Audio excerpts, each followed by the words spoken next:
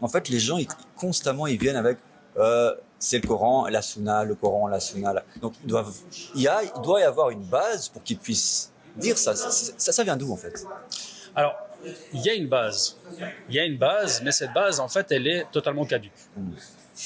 Pourquoi? Parce qu'elle n'est pas ni dans Sahih Muslim, ni dans Sahih Bukhari, qui sont les références sunnites, ni dans Musnad al-Ahmad. Yes. Par contre, oui, ce hadith-là et ce recueil-là, on peut le retrouver, c'est dans les recueils de l'imam al-Malik. Okay. Ce hadith-là a été rapporté bien des années plus tard par un converti qui s'est converti à l'islam, comme quoi il a soi-disant entendu que un tabi'in, c'est-à-dire les suivants, ont rapporté que le prophète a laissé le Coran et la Sunna. D'accord, pas de problème, il a laissé le Coran et la Sunna. Mais la Sunna à travers qui?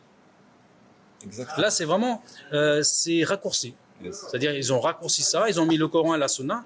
Mais si réellement ce hadith était mutawatir, c'est-à-dire qu'il était très clair et qu'il fallait le suivre, mais dans toutes les mosquées, ils le mettraient devant la porte. Exactement. Et un autre problème, quand je t'entends, c'est quoi la Sunna en fait? Est-ce que la Sunna du prophète et de Dieu, ce n'est pas d'envoyer un messager et de prendre ce qu'il prend et de rejeter ce qu'il rejette et de suivre ses successeurs?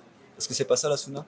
Est-ce que le prophète est venu à nous a laissé juste le Coran comme un facteur? Et débrouillez-vous. Et débrouillez-vous. Sans donner de succession, sans donner de successeur, de khalif. On voit en fait les dégâts aujourd'hui. Un monde musulman complètement brisé, divisé, séparé. Totalement, totalement. Et c'est malheureux. Et nous aujourd'hui, on essaye de nous éduquer, hein. On essaye de s'éduquer, on essaie d'éduquer les gens. Et comme sur la dernière vidéo d'Abbasad et Salam, qu'est-ce qui est le plus important? C'est la sincérité. La sincérité envers Dieu, peu importe. Des fois, l'ego, en fait, il nous amène vers la peur, vers le doute, etc. Mais la sincérité est la base, en fait, de la croyance. Exactement. Dieu a dit qu'il n'égarerait jamais un serviteur, un servant qui est sincère. Exactement. Merci beaucoup, mon frère. Merci à toi. Encore une fois, à vous de jouer. Merci beaucoup. Salam alaikum.